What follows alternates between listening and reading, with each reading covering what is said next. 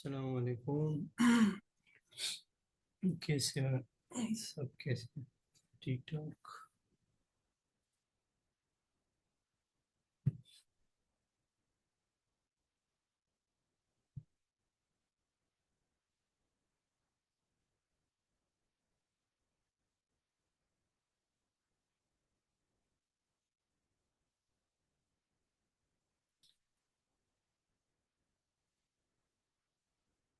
चलो अच्छी बात है। चलो स्टार्ट करते हैं अपना लेक्चर।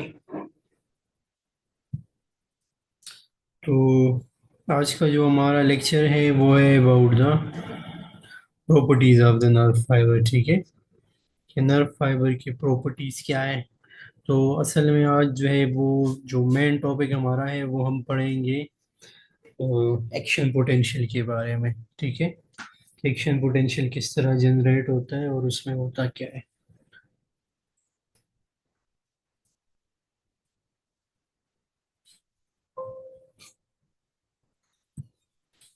सबसे पहले हम क्या क्या पढ़ेंगे इस लेक्चर में। हम पढ़ेंगे properties of the nerve fibre.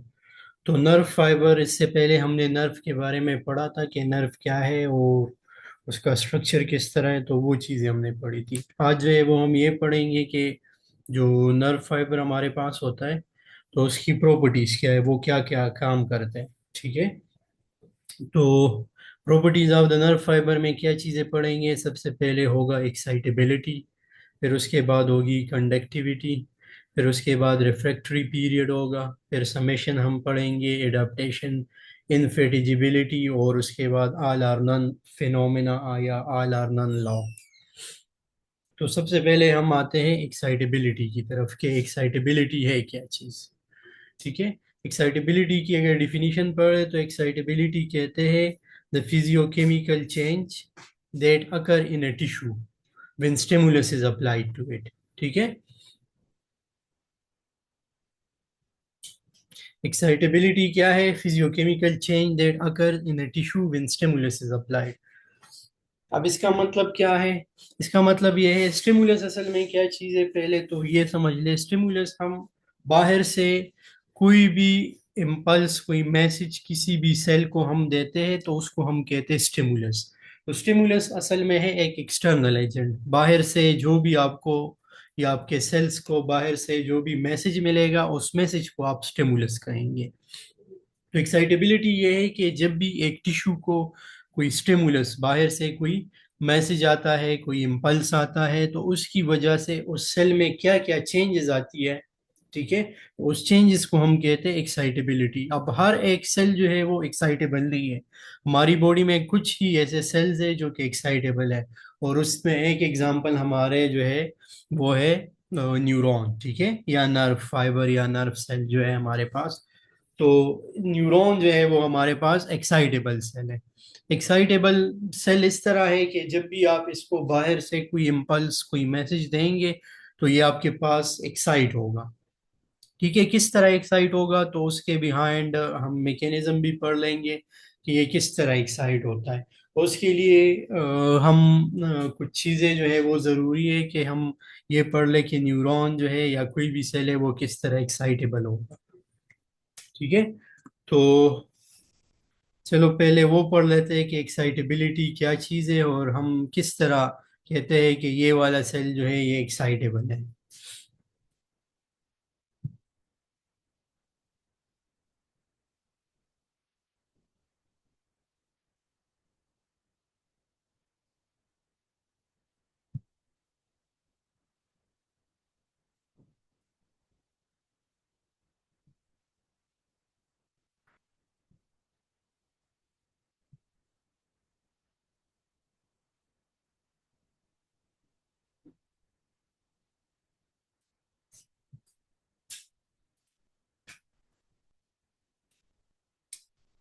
आप लोगों को व्हाइट बोर्ड नजर आ रहा है?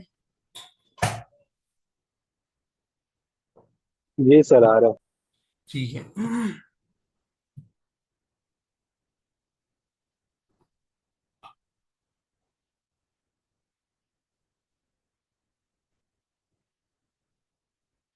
अच्छा, नॉर्मली सेल जो है उसमें हम अगर न्यूरॉन की बात कर ले तो उसकी प्रॉपर्टी ये है कि वो एक्साइटेबल है।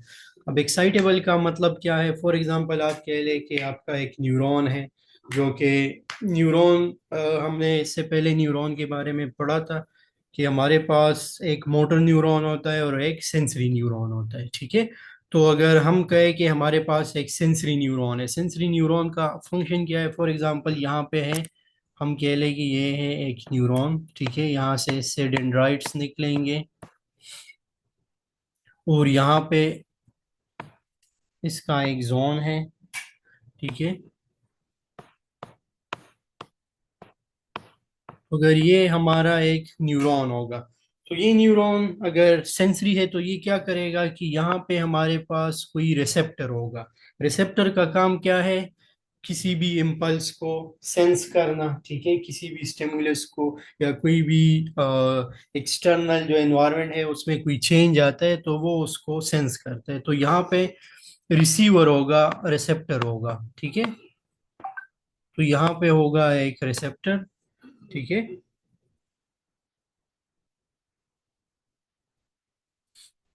तो ये रिसेप्टर क्या करेगा? ये रिसेप्टर रिसीव करेगा कोई भी इम्पल्स। फॉर एग्जांपल एक बंदा है, उसको पेन हो रहा है, ठीक है। उसको पेन हो रहा है तो ये पेन जो है, ये पेन का जो इम्पल्स होगा, जो स्टिमुलस होगा, ये रिसेप्टर रिसीव कर लेगा। जब ये रिसेप्टर रिसीव कर लेगा तो ये क्या होगा कि ये रिसेप्टर जो है आपके इस स्टिमुलस को इस न्यूरॉन में लेके आएगा, या न्यूरॉन जो है स्टिमुलस को सेंस कर लेगा। जब ये सेंस कर लेगा तो उसके बाद क्या होगा कि ये इम्पल्स जो है यहाँ से इस न्यूरॉन से अंदर अभी जा रहा है, और इस न्यूरॉन से आगे यहाँ पे अब आपका ब्रेन होगा, ब्रेन एंड स्पाइनल कॉर्ड होगा। For example this part is your brain, ठीक है। ये जो पार्ट है ये आपका ब्रेन है। तो इम्पल्स पहले कहाँ पे था? पेन आपकी, फॉर एग्जांपल आपकी फिंगर है, वहां पे आपको पेन हुआ है, तो वहां पे आपके रिसेप्टर होंगे जिनको हम कहते हैं पेन रिसेप्टर, ठीक है। यहाँ पे होंगे पेन रिसेप्टर आपके फिंगर में, पेन रिसेप्टर। तो वो पेन रिसेप्टर उस पेन को सेंस करेंगे और फिर ये मैसेज जो है न्यूरॉन्स के जरिए से जाएगा और आपके ब्रेन में चला जाएगा। जब आपके ब्रेन में चला जाएगा तो अब आपके ब्रेन, और ये किस न्यूरॉन के जरिए जा रहा है? सेंसरी न्यूरॉन के जरिए से, ठीक है। तो सेंसरी न्यूरॉन, आपको मैंने कहा था कि सेंसरी न्यूरॉन वो न्यूरॉन है जो कि इम्पल्स आपकी पेरिफेरी से लेके आता है toward your central nervous system या ब्रेन या स्पाइनल कॉर्ड, ठीक है। तो ये सेंसरी न्यूरॉन इस इम्पल्स को लेके आएगा टुवर्ड योर ब्रेन, और फिर इस ब्रेन से आगे कहाँ पे होगा? इस ब्रेन से आगे ये इम्पल्स जाएगा और आपके इफेक्टर ऑर्गन की तरफ। कहाँ पे? इफेक्टर। तो देखो, रिसेप्टर से इम्पल्स आया एक न्यूरॉन के जरिए से, सेंसरी न्यूरॉन के जरिए से ब्रेन तक, और फिर ब्रेन से एक और न्यूरॉन, यहाँ भी एक न्यूरॉन होगा, ठीक है। यहाँ भी क्या होगा? एक न्यूरॉन होगा जो कि इस मैसेज को, इस इम्पल्स को लेके आएगा toward your effector organ. Effector organ क्या होगा? यहाँ पे हमारा होगा मसल, बाइसेप मसल या कोई भी मसल। अब यहाँ पे जो न्यूरॉन होगा, इस न्यूरॉन को हम कहते हैं मोटर न्यूरॉन, ठीक है। इस न्यूरॉन को हम कहते हैं मोटर न्यूरॉन। तो मोटर न्यूरॉन इम्पल्स लेके जाता है away from the central nervous system, central nervous system से दूर लेके जाता है टूवर्ड योर बॉडी, जिस तरह मसल की तरफ, तुम ब्रेन से मसल की तरफ इम्पल्स लेके जा रहे हैं। और सेंसरी इसके अपोजिट था, वो आपके बॉडी से टूवर्ड योर, मतलब पेरिफेरल जो बॉडी पार्ट है उससे लेके आते हैं toward your brain, central nervous system, CNS, ठीक है। तो ये पेरिफेरी था, पेरिफेरी से सेंट्रल नर्वस सिस्टम, और सेंट्रल नर्वस सिस्टम से फिर आपके इफेक्टर की तरफ। अच्छा, तो यहाँ पे अब क्या होगा? ये इम्पल्स किस तरह आता है? तो ये हमारे पास इस तरह का इम्पल्स जो है वो आता है, या मैसेजेस आप कह लें, ठीक है। तो अब इसमें एक्साइटेबिलिटी कहाँ से आ गई? एक्साइटेबिलिटी किस तरह होती है? तो ये न्यूरॉन में हमने कहा था कि ये आपका रिसेप्टर है और इम्पल्स रिसेप्टर से सीएनएस की तरफ आ गया। तो इसको रिसेप्टर से सीएनएस की तरफ कौन लेके आ रहा है? तो वो न्यूरॉन लेके जा रहा है इस इम्पल्स को, इस मैसेज को। इस पेन को। ठीक है, ये पेन जो आपको फील हो रहा है, तो आपकी उंगली में पेन फील हुआ है, लेकिन ये इम्पल्स जो है ये पूरे आपके ब्रेन की तरफ जा रहा है। ठीक है। अच्छा, तो इसको कौन लेके जा रहा है? अब इसको लेके जो जा रहा है वो न्यूरॉन है। अब ये न्यूरॉन किस तरह लेके जा रहा है? तो वो लेके जाएगा थ्रू एक्साइटेबिलिटी। तो अब हम पढ़ते हैं एक्साइटेबिलिटी को।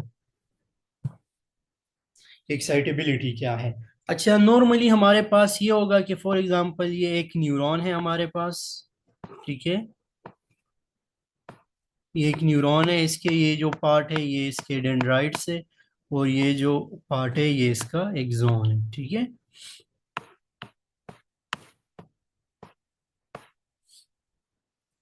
नॉर्मली सेल में क्या होता है? नॉर्मली एक सेल जो है उसका इनसाइड जो होता है, उसका इनसाइड क्या होता है? उसका इनसाइड नॉर्मली जब वो रेस्टिंग स्टेट में होता है, जब कोई इम्पल्स नहीं आता, मतलब अभी आपको पेन फील नहीं हो रहा, तो आपका जो उंगली से जो ब्रेन की तरफ जो न्यूरॉन गया है, तो उसमें अब क्या होगा? उसका जो इनसाइड होता है वो नेगेटिव होता है। ठीक है, उसका जो आपके सेल है, न्यूरॉन जो है उसका इनसाइड जो है वो नेगेटिव होता है।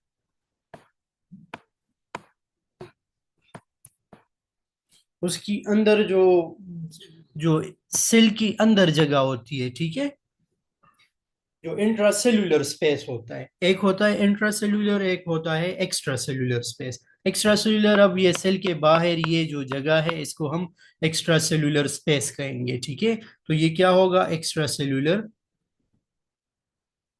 स्पेस होगा। और ये सेल के अंदर जो जगह होती है, जिस तरह न्यूरॉन, जिस तरह ये आपकी सोमा है, तो यहाँ पे जो भी जगह होगी इसको हम कहेंगे इंट्रासेल्यूलर स्पेस। ठीक है, क्योंकि ये सेल के अंदर जगह है।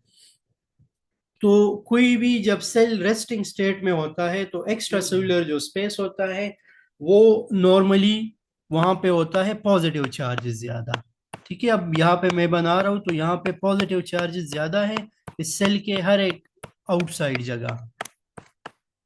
आउटसाइड ऑफ द सेल जो है वो ज्यादा पॉजिटिव है, वहां पे पॉजिटिव चार्जेस ज्यादा है। और इनसाइड ऑफ द सेल जो है वो नेगेटिव है, तो यहाँ पे ये एक्सॉन जो है इसके अंदर भी नेगेटिव चार्जेस ज्यादा होंगे। आपकी सोमा या सेल बॉडी जो है वहां पे भी नेगेटिव चार्जेस ज्यादा होगी, और आउटसाइड जो है वो पॉजिटिव चार्जेस ज्यादा होगी। ठीक है, तो अब मैं इस जो सेल बॉडी है उसको थोड़ा जूम करके आप लोगों को दिखा रहा हूँ कि इसके अंदर क्या होगा। तो वो हम जूम करते हैं कि इसके अंदर क्या हो रहा है। तो फॉर एग्जांपल ये वो सेल था, ठीक है, सेल बॉडी थी, और इसका अंदर जो है अभी ये एक्साइट नहीं हुआ, इसको इम्पल्स कोई भी नहीं आया, कोई मैसेज नहीं आया, तो इसका इनसाइड जो है वो नेगेटिव है, और इसका आउटसाइड जो है वो पॉजिटिव है। ठीक है, इस टाइम पे जब सेल का इनसाइड जो है वो नेगेटिव होता है और आउटसाइड जो है वो पॉजिटिव होता है, इसको हम कहते हैं रेस्टिंग मेम्ब्रेन पोटेंशियल। इसको क्या कहते हैं? Resting membrane potential.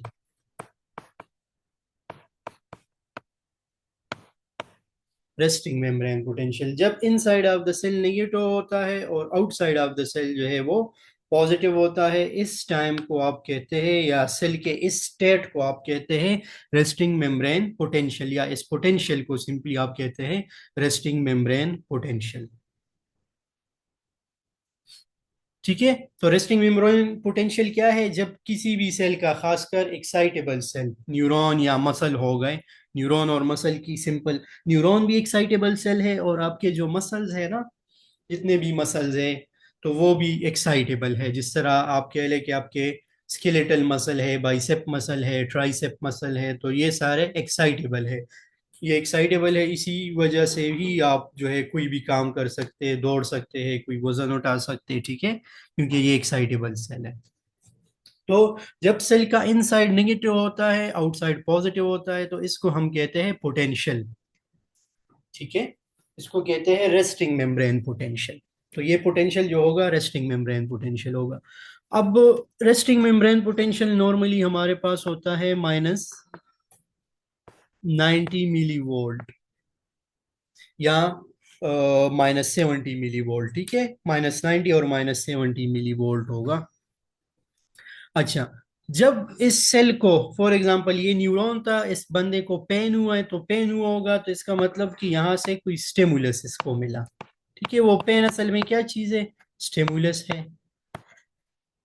तो जब इस न्यूरॉन को कोई स्टिमुलस मिला, तो स्टिमुलस की वजह से क्या होगा? स्टिमुलस की वजह से इसका जो रेस्टिंग मेम्ब्रेन पोटेंशियल है ये डिस्टर्ब हो जाएगा।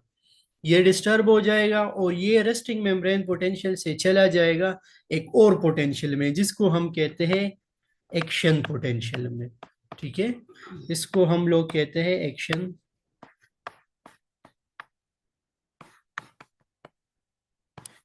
Potential.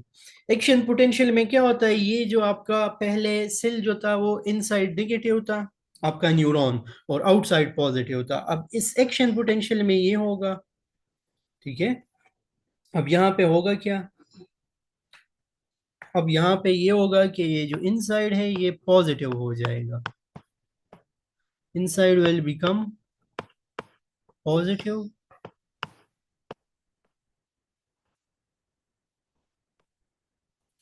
And outside will become negative. Outside क्या होगा? Outside will become negative.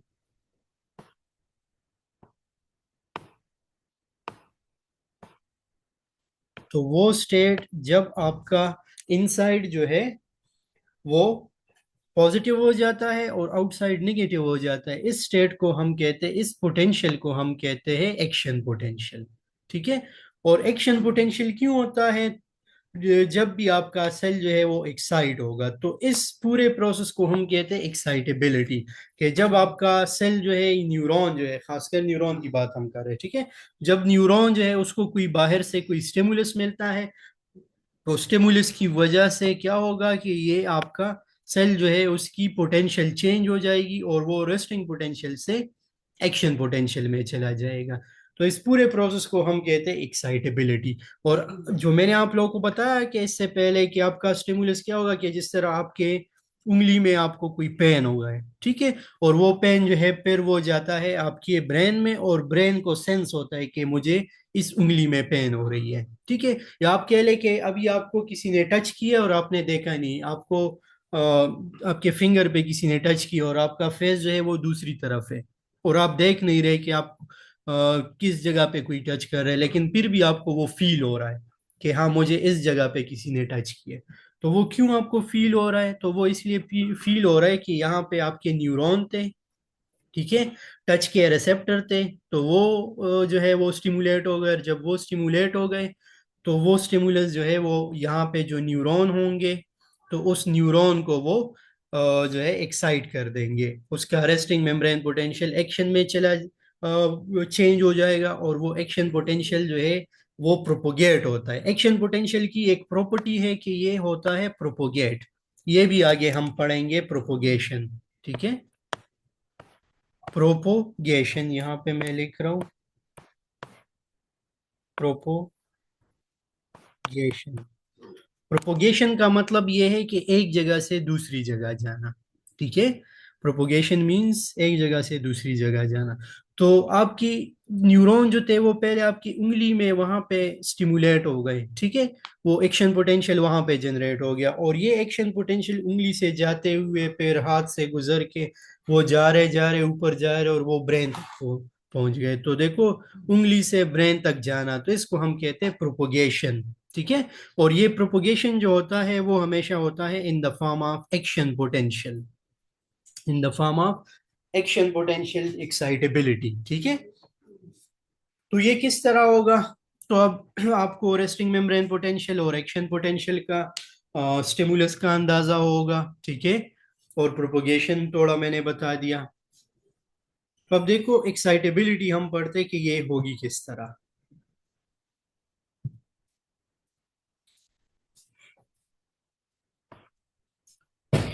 तो,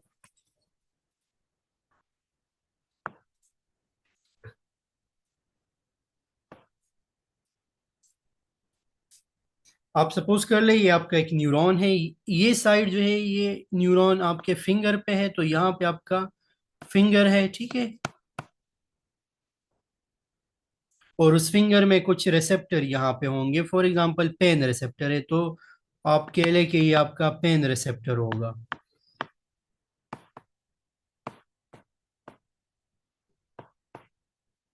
और ये जो पार्ट है न्यूरॉन का, जो एक्सॉन है, ये एक्सॉन जो है अटैच है, या एक्सॉन जो है इम्पल्स लेके जा रहा है टूवर्ड योर ब्रेन, तो ये वाला जो आपका पोर्शन होगा ये आपका ब्रेन होगा, ठीक है। तो ये जो है ये आपका ब्रेन है, ब्रेन है, और ये नीचे जो है ये स्पाइनल कॉर्ड है। तो दिस इज ब्रेन। यहाँ पे होगा आपका फिंगर, ये जो पार्ट है, ठीक है, ये वाला पार्ट जो है ये फिंगर होगा, और यहाँ पे रिसेप्टर है, पेन रिसेप्टर।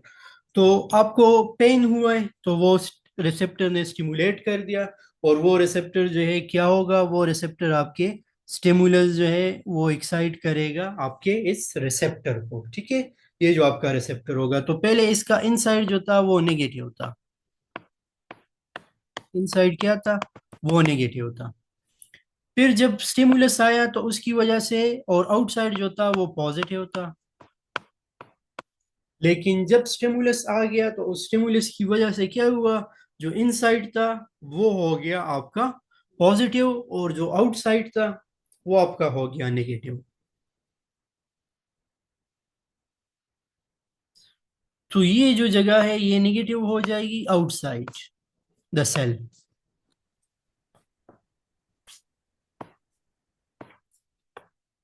और inside of the cell will become positive, तो इनसाइड हो जाएगा पॉजिटिव, ठीक है। तो पहले ये जगह जो है पॉजिटिव होगी, अब कुछ टाइम बाद आगे वाली जगह ये जो है वो पॉजिटिव हो जाएगी, और ये जो जगह है इनसाइड नेगेटिव। फिर इस तरह ये इम्पल्स थोड़ा आगे जाता जाएगा, जाता जाएगा, ठीक है। अब ये वाली जगह जो है ये फिलहाल ये एक्सॉन जो पार्ट है ये अभी नेगेटिव है, इसका इनसाइड जो है वो नेगेटिव है, ये वाला पार्ट जो है अभी नेगेटिव है, ठीक है। और इसका आउटसाइड जो पार्ट है वो है पॉजिटिव। लेकिन ये स्टिमुलस जो है ये तो प्रोपोगेट कर रहा है, ये जो आपकी एक्साइटेबिलिटी है, एक्शन पोटेंशियल जो है वो प्रोपोगेट कर रहा है। तो क्या होगा कि इनसाइड जो है वो भी पॉजिटिव, थोड़ी अब ये जगह जो है पॉजिटिव होना स्टार्ट हो जाएगी, और ये ऊपर वाली जो है वो फिर से नेगेटिव, ये वाली ये भी नेगेटिव, ये भी नेगेटिव। और इसी तरह इम्पल्स जाता जाएगा, इम्पल्स जाता जाएगा, और यहाँ से गुजर के इस तरह गुजर के और आपके ब्रेन तक वो पहुंच जाएगा। तो इस पूरे प्रोसेस को हम कहते हैं एक्साइटेबिलिटी के। जब भी आपको आपके न्यूरॉन को कोई इम्पल्स आता है, कोई मैसेज आता है, कोई स्टिमुलस आता है, तो स्टिमुलस की वजह से उसमें क्या होगी, एक्साइटेबिलिटी होगी। और वो एक्साइटेबिलिटी होती है in the form of action potential. Excitability is in the form of action potential. और एक्शन पोटेंशियल जो है वो करता है प्रोपोगेशन, मूव करता है एक जगह से दूसरी जगह, फिंगर से मूव होके वो आपके ब्रेन तक पहुंच गया। फिर इस ब्रेन से आगे फिर यहाँ पे एक और न्यूरॉन होगा जिसको मोटर न्यूरॉन कहते हैं, और वो आएगा आपके बाइसेप मसल की तरफ। और फिर उसके बाद क्या करेंगे, आपकी आपने आपकी उंगली जो थी वो आपने किसी इस तरह जगह पे रखी थी जहां पे आपको पेन फील हो रहा था, ठीक है। आपने अपनी उंगली जो थी वो एक कोई कांटा था उसके ऊपर रख दी तो आपको पेन फील हुआ है। लेकिन ये पेन जब एक्साइटेबिलिटी के थ्रू और एक्शन पोटेंशियल के थ्रू ब्रेन तक पहुंचा, तो ब्रेन ने एक और न्यूरॉन के जरिए आपके मसल को मैसेज दिया है, ठीक है। और वो भी in the form of action potential, positive charges यहाँ पे आएंगे, एक्शन पोटेंशियल प्रोपोगेट करेगा, और वो लास्ट में आपके मसल तक पहुंच जाएगा। जब वो मसल पे पहुंच जाएगा तो ये सेल जो है ये आपका मसल जो होगा, ठीक है, मसल जो है इसको इफेक्टर कहते हैं, तो ये मसल जो है आपकी उंगली को उठा देगा, आपको ये कहेगा कि आप अपनी उंगली उठा दे। तो ये ब्रेन ने मसल को कहा, और मसल जो है उसने काम किए, और आपने उंगली उठा दी, तो अब आपको पेन फील नहीं हो रहा। तो ये जो पूरा प्रोसेस है इसको हम कहते हैं एक्साइटेबिलिटी, ठीक है। और ये excitability is in the form of action potential. तो ये हमारे पास था एक्साइटेबिलिटी के। आपके न्यूरॉन में या नर्व सेल में एक प्रॉपर्टी ये है कि वो एक्साइटेबल है, ठीक है। और इस एक्साइटेबल का फंक्शन ये है कि आप जितने भी काम करते हैं, आप लोग दौड़ते हैं, आप लोगों ने अब कोई कुत्ता देख लिया और आप जो है वो भागने लग गए, तो भागने क्यों लगे? ये इस एक्साइटेबिलिटी की वजह से, इस एक्शन पोटेंशियल की वजह से। अगर ये ना होता तो फिर आपके मसल्स को अंदाजा नहीं होता और ना आप भाग सकते, ठीक है। आपको कुत्ता काट लेता। तो ये जितने भी हम काम करते हैं, आपको पेन फील हो रहा है तो आप किसी गर्म जगह पे हाथ रख दे, एकदम आप जो है वो हाथ उठा देंगे। क्यों उठाएंगे? क्योंकि आपके ब्रेन, वो इम्पल्स आपके ब्रेन पे पहुंचे और ब्रेन ने आपको कहा है कि आप हाथ उठाएं। तो ये सारा प्रोसेस जो है ये इस न्यूरॉन की एक्साइटेबिलिटी की वजह से है, ठीक है। अगर ये न्यूरॉन एक्साइटेबल ना होता तो ये सारे काम जो है वो ना होते। अच्छा। यहाँ पे अगर किसी का कोई भी क्वेश्चन हो, किसी बात की समझ नहीं आई हो, तो आप लोग पूछ सकते हैं। एक्साइटेबिलिटी की अगर समझ नहीं आई हो।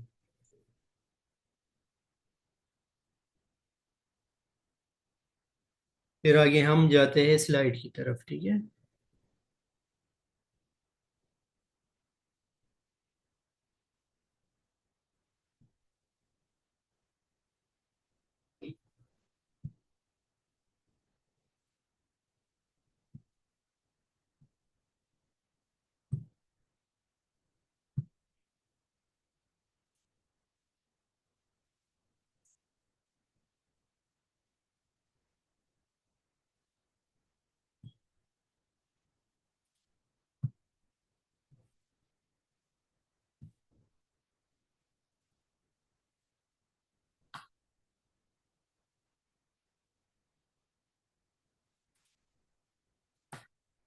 ठीक है।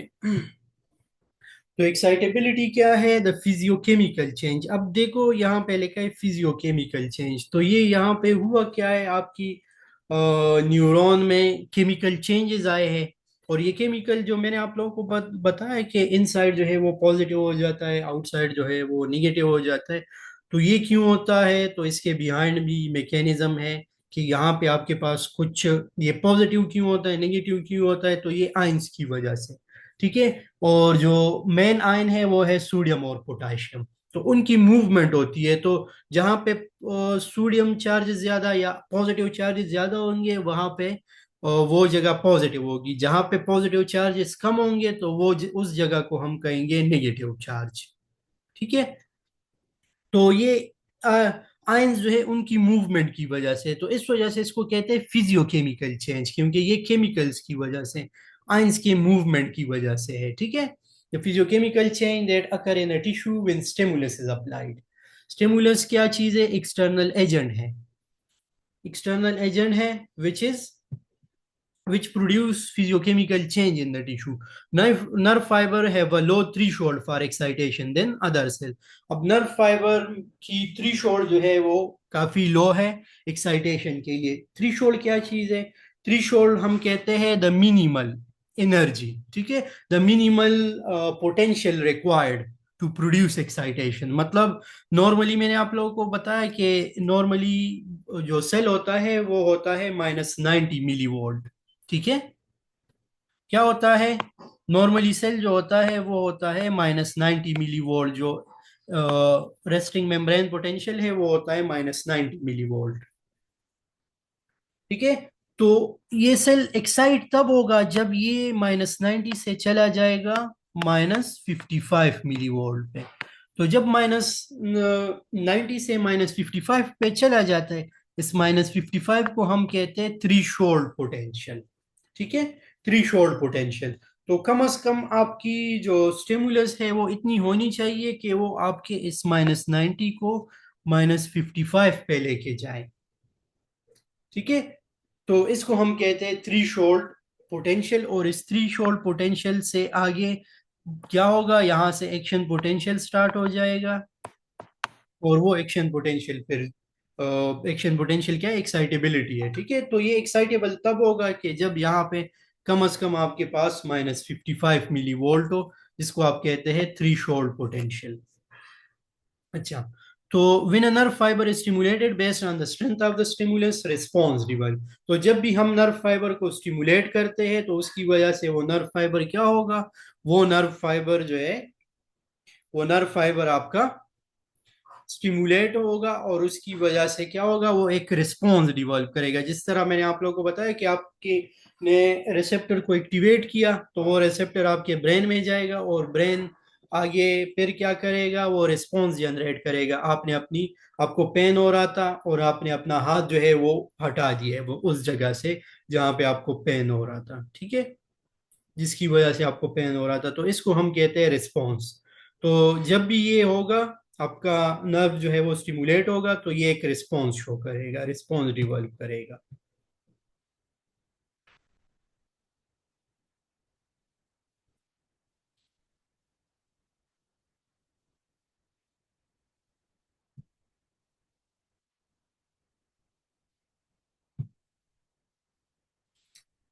Excitability, action potential or nerve impulse develop when a stimulus have adequate strength, ठीक है।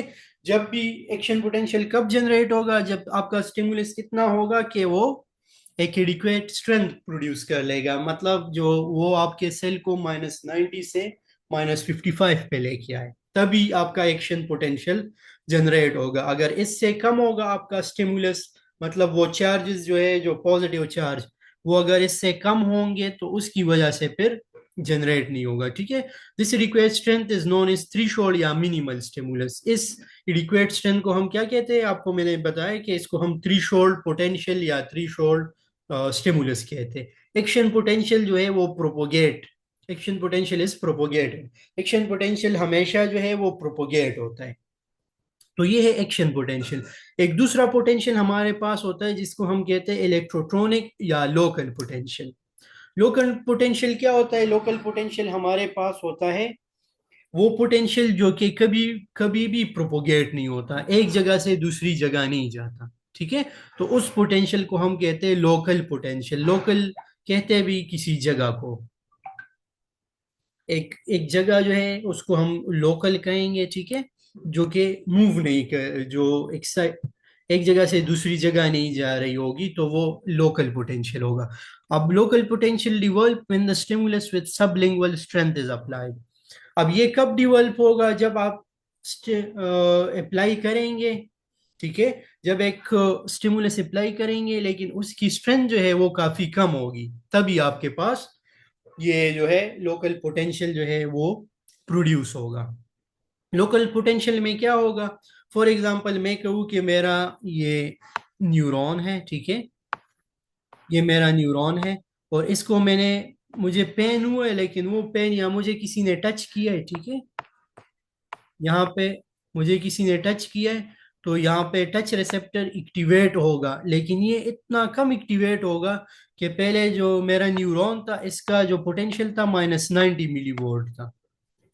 अब ये थोड़ा सा पॉजिटिव हो गया, बाकी नेगेटिव चार्जेस अभी भी है लेकिन थोड़ा सा पॉजिटिव भी हो गया, तो ये -90 से चला गया है -70 पे, मिली वोल्ट पे, ठीक है।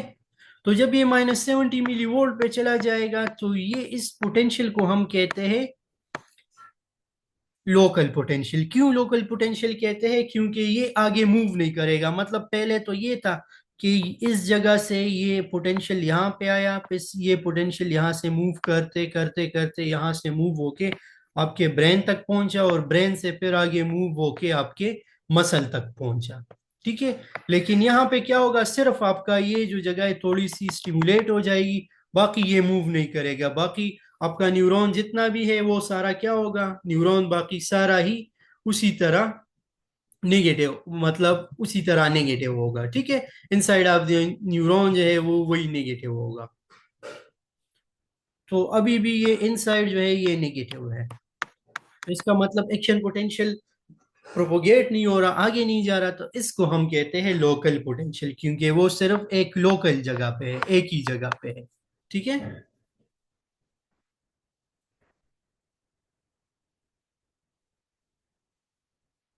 अच्छा, तो लोकल पोटेंशियल कब डिवॉल्व होगा? जब आपका स्टिमुलस का स्ट्रेंथ काफी कम होगा। Electronic potential is not propagated. Electronic जो पोटेंशियल है, इलेक्ट्रोट्रॉनिक या लोकल पोटेंशियल है, वो कभी भी प्रोपोगेट नहीं होता है, एक जगह से दूसरी जगह नहीं जाता।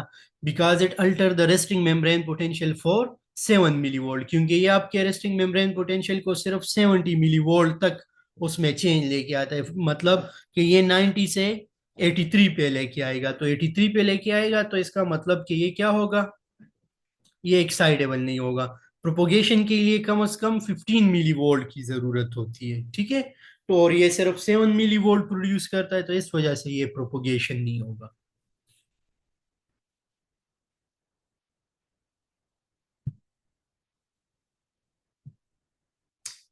तो यहाँ पे आप लोगों को बताया गया है एक्शन पोटेंशियल, ठीक है।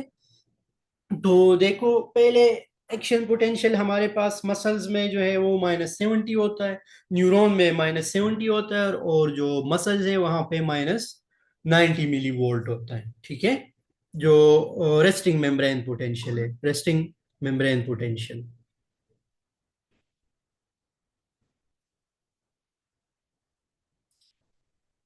2 मिनट के बाद ये जो लेक्चर है वो खत्म हो जाएगा, तो फिर हम दूसरा जो है वो स्टार्ट कर लेंगे, ठीक है। अभी 2 मिनट है, तो 2 मिनट बाद ये खत्म हो रहा है, तो हम नेक्स्ट जो है वो फिर से इसी लिंक से हम स्टार्ट कर देंगे।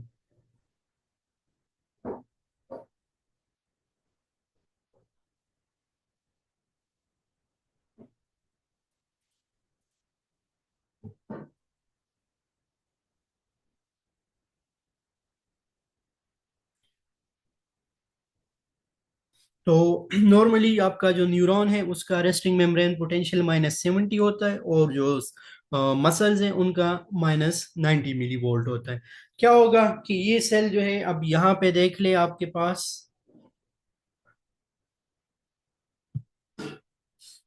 यहाँ पे ये है -70 मिली वोल्ट, ठीक है। तो अभी आपका जो न्यूरॉन है वो -70 पे है। जब यहाँ पे कोई स्टिमुलस मिलेगा, यहाँ पे लिखा है कि एक स्टिमुलस आर्टिफैक्ट मिला है, एक स्टिमुलस मिला है, पेन, पेन हुआ है बंदे को। तो जब उसको पेन हुआ तो उसकी वजह से यहाँ पे स्टिमुलस जो है वो थोड़ा सा इंक्रीज हो गया, और ये चला गया -55 पे, इस लेवल पे, जिसको आप कहते हैं फायरिंग लेवल, ठीक है। तो ये -55 पे चला गया। तो क्या हुआ जब ये -50 पे, -55 पे चला गया, जिसको फायरिंग लेवल कहते हैं, तो एकदम ये क्या होगा, आपके कुछ जो है वो चैनल ओपन हो जाएंगे, और कुछ आयन जो है वो मूव कर जाएंगे इनसाइड द न्यूरॉन। जब वो inside the neuron positive charges आना स्टार्ट हो जाएंगे, तो एकदम आपका ये चार्ज जो पहले माइनस में था, अब वो जा रहा है और माइनस से चला जाएगा पॉजिटिव में। देखो, +30 मिली वोल्ट तक चला गया, +35 मिली वोल्ट। जब ये +35 मिली वोल्ट पे चला जाएगा, तो इसको हम कहते हैं एक्शन पोटेंशियल। तो पहले यहाँ -70 पे था, इसको रेस्टिंग मेम्ब्रेन पोटेंशियल